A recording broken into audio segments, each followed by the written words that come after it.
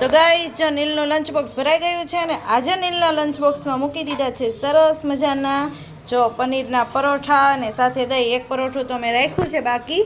તો બધાને very good morning, જય શ્રી કૃષ્ણ. કેમ છો બધાય? ક્યારે દિવસમાં શું થઈ જાય ને કાંઈ ખબર નથી પડતી હો. ક્યારે છે ને દિવસે શું થઈ જાય ને કાંઈ ખબર નથી પડતી. હું ક્લાસીસે ગઈ હતી મારે ફટાફટ ઘરે આવવું પડ્યું. એનું રીઝન શું છે એ હું પછી તમને જણાવીશ.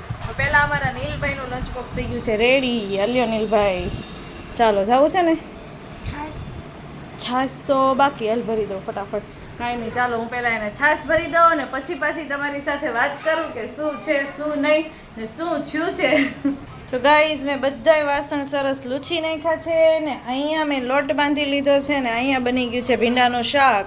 આજે તો ફક્ત શાક અને રોટલી જ છે. અને આજે થોડીક પહેલી નવરાત્રી છે પણ ઉપાધિ જેવો દિવસ થઈ ગયો છે. અચાનક હું ક્લાસીસથી કેમ ઘરે આવી ગઈ બધું જ તમને આગળ જાણવા મળશે. હવે રોટલીને એવું બનાવી નાખવી અને અમારી મમ્મીને તો થોડીક વધારે ઉપાધિ થાય. તો મમ્મીજી તો સૂઈ ગયા છે. પછી આગળ હવે બતાવું હું શું થયું ને શું નહીં. ભગવાન છે ને ક્યારેક ક્યારેક શું કરે ને આપણને કોઈને ખ્યાલ નથી હોતો, એટલે જ તો આપણે શાંતિથી બેઠા છીએ. બાકી આપણને ખબર હોય કે કાલે શું થવાનું છે તો આપણે અગાઉ એનું બધું કરી જ લઈએ. અચાનક ક્યારે શું થઈ જાય 5 મિનિટમાં એ તમને કે મને કોઈને ખબર નથી. કાંઈ નહીં, ચાલો પહેલાં તો રોટલી કરી લઈએ અને આપણે એટલો રખાય કે ભાઈ ભગવાન છે તો જ બધું છે, બાકી તો કાંઈ છે નહીં ભગવાન વગર. 5 મિનિટ કે 1 મિનિટમાં શું થાય ને એ આપણને કોઈને કાંઈ જ ખબર નથી. અમારી મમ્મી તો એ બેસી ગયા છે ઉપાધિ કરતા કરતા. કા મેહુલને આવ્યો છે પાટો. કેટલો આવ્યો છે? આમ કઈ બીજો વાંધો નથી ને? ઠેક ખાલી ફ્રેક્ચર થયું છે એમ. તો જો પગે ને એમ વાગ્યું છે પણ બહુ કાંઈ આમ વાંધો નથી. તો ભગવાનનો આભાર કે એટલે ભાઈ ઉકલી ગયું, બહુ ન થયું. નહીંતર તો અત્યારે જરીક વાગે તો પ્લેટ બેસાડવી પડે, સરિયો એવું કાંઈ નથી. એટલે એવું કાંઈ થયું નથી તે કાંઈ વાંધો નહીં. હવે આટલામાં પતી ગયું અને જલ્દી હાજર થઈ જાય. બીજું તો હું હવે હા સલુભાઈ છે થારું તમારી દુકાને, નહીંતર વળી એ જરીક કેવરાવે ને અમારી મમ્મી. હા અમારી મમ્મી તો રોવા માંડ્યા. જાજુ વાગ્યું હોત તો મમ્મી શું કરત? હા મમ્મીને બહુ થાય. કા પપ્પા જાજુ વાગ્યું હોત તો હું ને? હા એમ જ હોય ને, હમણાં સારું થઈ જાય. પાટો ઊંચો કરી દો એમ? કયો પાટો?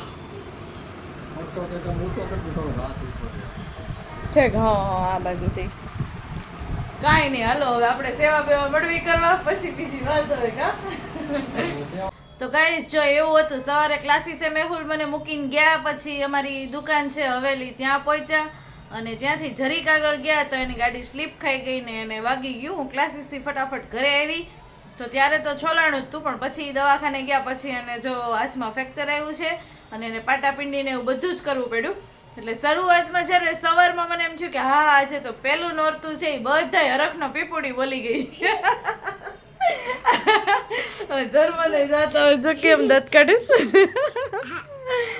એમાં એવું થયું. પછી મેં કીધું વળી વધારે વાગ્યું હશે કે કેમ હશે, કેમ ખબર.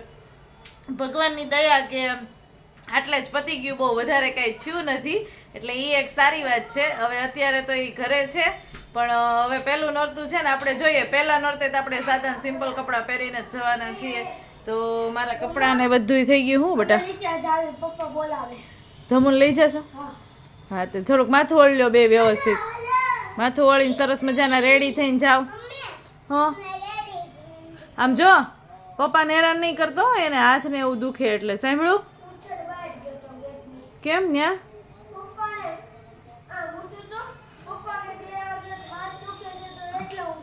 ઠેક લેવડાવવા. અને આમ જો મારી વાત સાંભળ, તું પપ્પાને હેરાન નહીં કરતો હો બેટા. ધમુ તુંય નહીં હો. Okay bye bye. તો જો એના પપ્પા નીચે બેઠા છે, કેમ કે જેન્ટ્સને થોડું આખો દિવસ ઘરે ગમે. આપણે તો કેટલું કામ હોય, કપડાં સકેલી ને વાસણ ઓલું ને ઓલું, આપણે ખૂટે જ નહીં.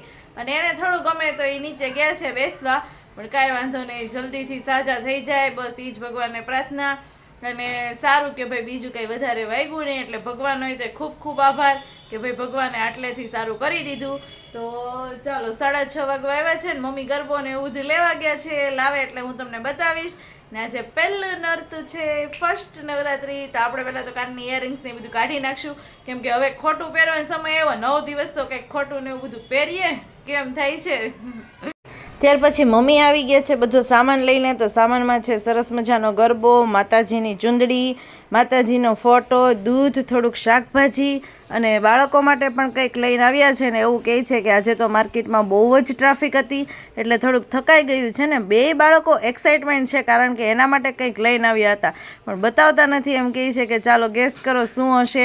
એ બધી જ વાતો કરે છે અને મ્યુઝિક નવરાત્રિનું ચાલુ થઈ જાય એટલે પછી બોલવાનું પોસિબલ ન થાય.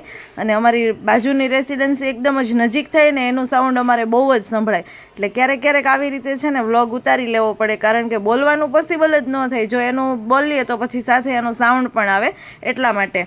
તો મમ્મી સરસ મજાના ગુલાબના જે જેલીવાળા લોલીપોપ આવે એ લઈને આવ્યા છે. પહેલાં એ બીજા લોલીપોપ લાવતા ને તો ત્યારે હું કહેતી કે એ ખૂબ જ નડે એટલે હવે જેલીવાળા લાવે છે ને એકદમ સારા આવે છે, સારી ક્વોલિટીના હોય એટલે બાળકોને નડે પણ નહીં. આમ જો સરસ મજાની બધી વસ્તુ નાળિયેર ને બધું જ લઈને આવી ગયા છે. કાંઈ નહીં, હવે મમ્મી થોડી ઘણી પૂજા કરશે ને અમારી આ પાછળની રેસિડન્સીમાં સિરીઝ શરૂ થઈ ગઈ છે. એનો મતલબ કે ફર્સ્ટ નવરાત્રિ આજે આપણે સેલિબ્રેશન કરવાનું છે. હેલો ગાઈસ, કેમ છો? અચાનક વાગ્યા છે જો 7 અને મારા બા કરે છે. શું કરો છો બા? મારા બા કરે છે પૂજા.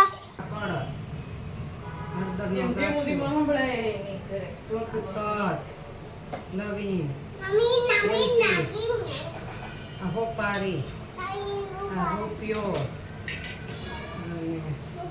ફૂલપાત્રી, કંકુ, ચોખા,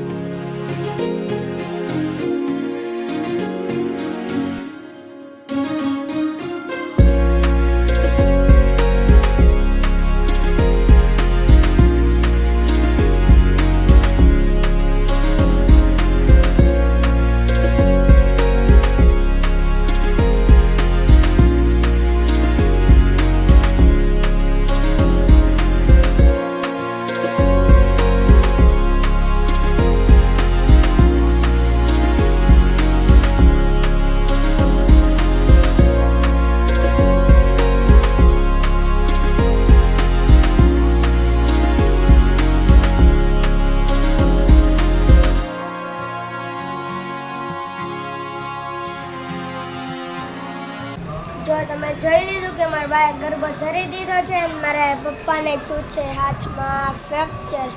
કેવી રીતના છો પપ્પા? ગાડી સ્લીપ પડી ગયો, ખાઈ ગઈ એટલે પડી ગયો. હાથમાં ફ્રેક્ચર છું, પગમાં વાગ્યું અને બીજે ક્યાં વાગ્યું? તો ચાલો જોઈએ કેમ સારું થાય છે. ને મારા બા પાછા શું કરે છે? બા હવે શું કરવાનું હોય?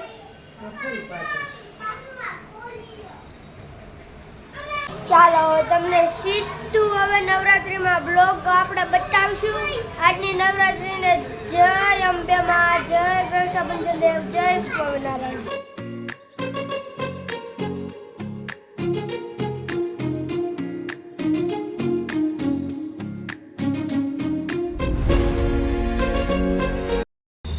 તો ગાઈસ જો અમારે બાજુમાં લગ્ન છે તો લગ્ન માટે મસ્ત કંકોત્રી લેખનનું ડેકોરેશન થઈ ગયું છે અહીંયા અને સરસ મજાનું ડેકોરેશન છે અને મસ્ત જો ગરબોય સાથે મૂકી દીધો છે ને કંકોત્રી લખવાની છે આજે મસ્ત જીજ્ઞા અને ચિંતન.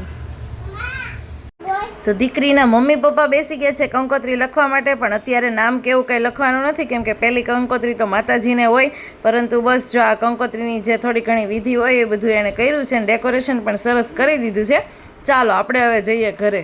ત્યાર પછી રસોઈ ઘરનું કામ બધું જ પતાવીને હું રેડી થઈ ગઈ છું. આજે સિમ્પલ કપડાં પહેરી લીધા છે અને આજે છે પહેલું નોરતું એટલે કે ફર્સ્ટ નવરાત્રિ છે.